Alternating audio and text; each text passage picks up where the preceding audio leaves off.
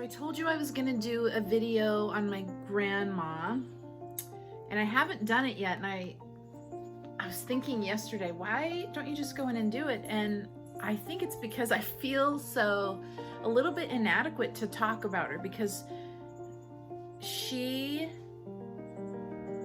was a larger than life person.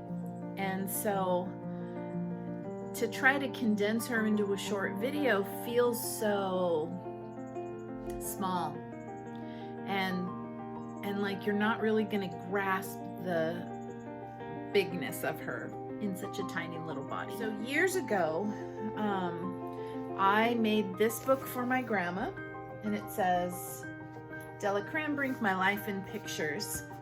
And she had a lot of photos, but they were sort of spread here and there and everywhere. And so I wanted to kind of put it in one place where she would be able to look through it. So her parents were Matt and Lee, and Lee was 13 when they married and when she had her first child. And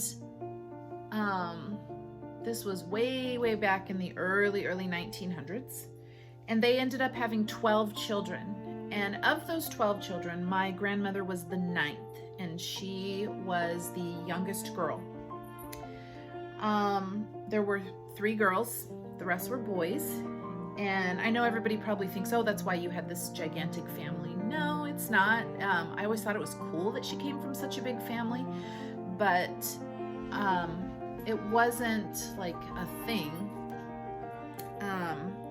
Her parents were very, what I think of as backwoods type people. That's part of it was the time, but they were from Oklahoma, and you know, they were country folk. They weren't city people. And you know, they had a lot of amazing human beings that created a lot of amazing human beings, and on down the line. And so I will show you some of the pictures from this book. My grandma was born in 1924. And as I said, she was the 9th child out of 12. And so here is a picture of all of the kids, which is pretty cool. And my grandma's right here. I do believe, I keep hitting the camera and I apologize for that. I do believe she's the only one of the 12 siblings to really move away from Oklahoma.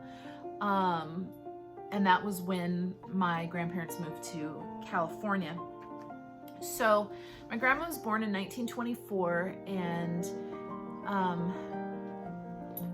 you know, she would talk about washing clothes on a washboard, and churning butter, and you know, all the things that we hear about. We just don't necessarily think our family members did some of that. But you know, a lot of people washed clothes on a washboard and had to churn butter, and the majority of their food came from what they could produce. And you know, they lived very sustainable lives back then because they had to. Now it's kind of this life choice that people make, but I think people are starting to realize more and more that it's kind of gonna have to be something that people have to do now too. So this is my grandmother's parents, Matt and Lee, who were known by the grandkids as Ma and Pa. Again, these were all the siblings, this being my grandma, if I can find my finger.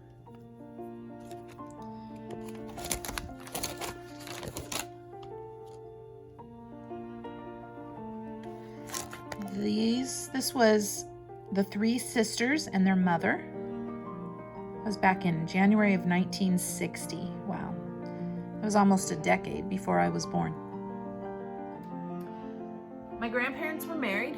They had 3 kids, and it was really difficult for my grandma. So several times she ended up in a mental institution. And it was usually after she'd had a baby. Now, back then, they didn't talk about postpartum depression and stuff like that. And I personally believe, because of the pattern of when she would end up in this institution, that she was suffering from postpartum, and it just wasn't it wasn't a diagnosis back then. It wasn't something we talked about. You're supposed to have this baby and basically, you know, go squat in a field and have a kid and pick it up and go on about your life. And, you know, that was not the case for many women, and that included my grandma. And so she would end up in an institution, and my grandfather did not feel he was able to take care of the kids on his own and be able to visit her and, you know, support the family and all of that. And so after my oldest aunt was born, my grandmother had postpartum and ended up in an institution, and my aunt went to live with my grandfather's mother. And she never really came home. When my grandmother got out of the institution and came back and picked up life again, my great-grandmother was like, no, let's just wait a little bit, let's see how things go. And then she ended up being pregnant with my mother and having her, and the cycle repeated itself.